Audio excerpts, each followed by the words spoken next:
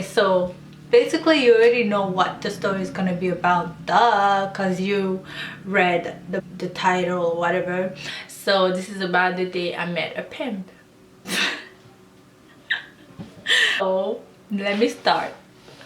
This is crazy. This happened a couple of months ago. It was kind of far, like maybe 5 months ago. I was literally jobless. I had no job. I quit my job. I was looking for a job like so bad. You know, I always gotta work. I always gotta make this money because I don't like being broke. I gotta work. So so yeah, I was looking for jobs around where I live. I was basically looking for jobs everywhere, and I was talking to some people, and then I talked to one of my aunt. So basically I was looking for a job, and my aunt was like, okay, Venance, go on Craigslist and find a job. So I was like, oh, okay, I'll go and try it out.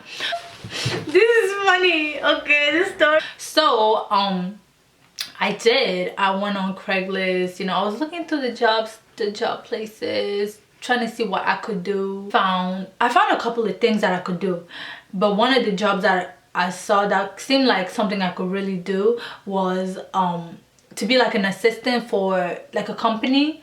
So job description would be like answering calls and you know, paperwork, you know, the regular assistant job stuff. So I was like, I could do that, you know, I could do that. I emailed the guy or whoever it was, but I was like, I'm interested in the job. I would like to, you know, work for you and whatever. So he asked me for my name, the weird thing is he asked me for my social media. He asked me for my Instagram, because he wanted to see what I look like. And I was like, if it's a job, why does he care what I look like? But I gave it to him anyways because I don't care, you know. I really don't care. My Instagram is not private, so I don't care. Anyone can see my Instagram. I gave it to him, and then I gave him all my information, everything. He called me, we started talking. I asked him questions like, okay, what do I have to do exactly? Like, explain it to me. So he explained it to me, and it was the same thing as, you know, from the job description. So I was like, okay, cool. So when can we have the interview? He was like, we're gonna have the interview tomorrow. I really needed a job, so I was like, yes, I'll be there. So where are we meeting for the interview? He said Starbucks. I was like, what Starbucks? I told him where it was like kind of far from my house, maybe like 20 minutes away from my house. So I told him, okay, we can meet there or whatever. So the next day, you know, I was all dressed up like, you know, not like over dressed up like I'm going to an interview. I was ready for this job. I was like, yes, I'm ready to get this job. So when I got there, I go in and I'm looking for someone, you know, someone that's gonna look. I was expecting him to be dressed like professional, suit and everything, just look like you own a business basically. There was only like 2 people. There was a man like kind of on the corner over there with a computer, and then there was a lady sitting like kind of close, like close words or close. I can't talk.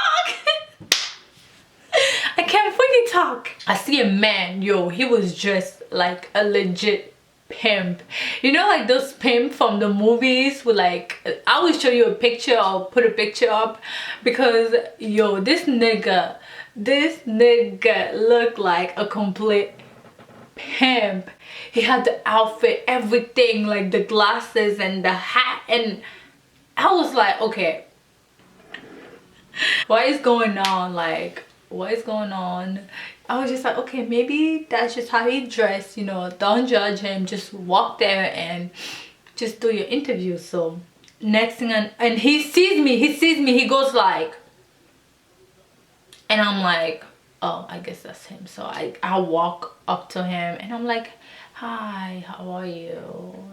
You know, I felt like really awkward. Sat down and he was checking me out. Like, this nigga was checking me out. He was like looking at me like from freaking my hair to my freaking shoes. He started talking to me and asking me questions about myself and all that, but they weren't really personal. They were just like, you know, just questions about myself that I don't mind sharing.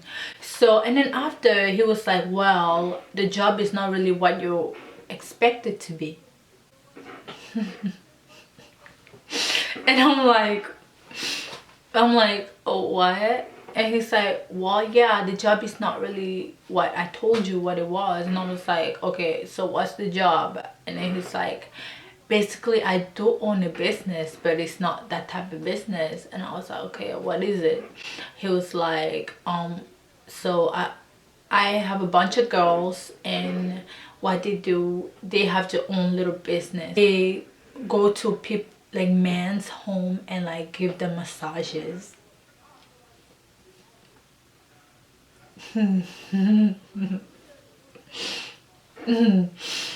Yeah, I was, and you know, they don't have to be sexual. They would just, it's just massage, you know, just massage. He was going on and talking about how he's gonna get me a second phone. He wants me to go to Walmart right after this and get all kind of lotions. Like, I was like, I don't know why I was still there listening to this guy, because he was just so like, I don't know the word. It was just, he seemed really like powerful, like really like not strong. He seemed really like he knew what to say, you know what I mean? Like, no, I knew for sure that, okay, hell to the no, I'm not about to get myself in this situation. But it's like I was still there because the way he was really controlling in a way, you know what I mean? He was really controlling. I need people to listen, like you have to listen to him. Man, he knew men that were in the up there, men from that made a lot of money, and I was still listening to this nigga like, why am I still, then I realized to myself like, why am I still here? Next thing you know, he's talking about how I look. He's like, because I didn't have my nails done, he was like, well, you need to get your nails done. I want you to have makeup on whenever you go. You need to look sexy. And I was okay, I was feeling really uncomfortable by then, and I was like, so thank you so much for this opportunity. Thank you so much. Thank you so much for this opportunity. But I'm really gonna pass, because this is not the kind of job I'm looking for. I'm not interested. I'm sorry, I'm not interested in this position. He got all mad. He was like, I'm offering you a job and you're not gonna take it. I know how much you wanna work and blah. I was like, yeah, I know I wanna work, but this is not the type of job I was looking for. So I left. I was walking and he runs behind me. He's like, hey, wait up. And I'm like, what happened? And then he looks at my car, and he's like, because I was next to my car, he's like, that's you? And I was like, I drive a Mazda Prodigy. My car is not the best. My car is small. My car is not the cutest. And I have another story about my car. Like, oh no. And then he was like, that's me. He drive like a a really nice BMW, you know. So I was like, cool, okay, I'm gonna go, thank you. And I left. The mistake that I did was driving straight home. I drove straight home. I didn't think about this nigga following me or anything. I just drove home.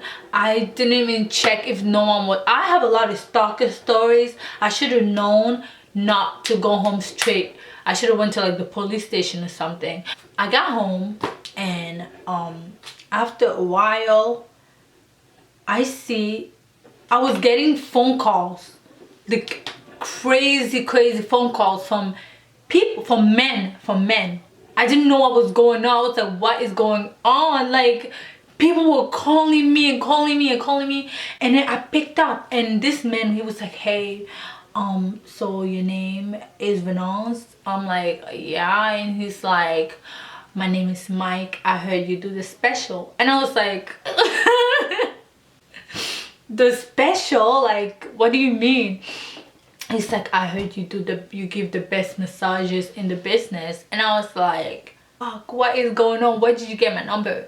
He was like, you didn't post it? And I was like, no, I didn't post anything. What are you talking about? He was like, what? 3 of the phone calls. And then I talked to one of the men. He told me that he saw my picture, which were my Instagram picture, from a website. It was called Backspace. I had never in my life heard that website ever. So I went on there and it was like a bunch of like prostitutes. It's like basically a website like where prostitute posts. I feel so weird talking about this story because it's just awkward for me, you know. But it was just like a bunch of prostitutes and stuff. Men called them, and it's just a really just like, if you don't know the website, go on it. It's called Backspace, Backpage, whatever. It's really disgusting, man. I guess the man posted my pictures there. He said that I was a 25-year-old female. I do massages, I do this, I do that. I never saw my page or whatever he made. I don't want to say some of the stuff that those men said to me, but it was really disgusting. Like, Jesus Christ. I'm laughing now, but it was not funny. Like, not just a story I tell, but this is not even cute. Like, I had blocked his number, then I unblocked his number again. I called him and I was like, "What are you doing? Why did you post my pictures there? Why did you do that? I didn't come any other way. Like, I wasn't mean to you or rude to you. I politely said I was not interested. There was no point for you to post my pictures on a website. You declined my proposition. That was just rude of you." He was just going on, and I was like, you know what, delete my pictures from that website. He was like, he said, "You cost me money. You shouldn't have said that. You should have went along with my proposition. We were gonna make money together." Blocked this number and I deleted the conversation. I was just done. I turned off my phone for a while, for maybe like 3 hours. Even when I turned it back on, I was still getting calls. The next day I had work, so I woke up super early. I got in my car. I started driving my car, you know, bumping to my music. But I was just dancing and bumping. Next thing I noticed is my windshield is cracked. Like, there was 2 gunshots on my windshield. Like, pow pow. 2 gunshots. Like, no lie to you, there was 2 gunshots on my windshield.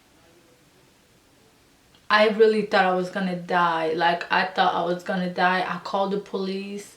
The bad thing, what I didn't do is I didn't tell the police about this man. So I didn't tell the police. I didn't tell my dad.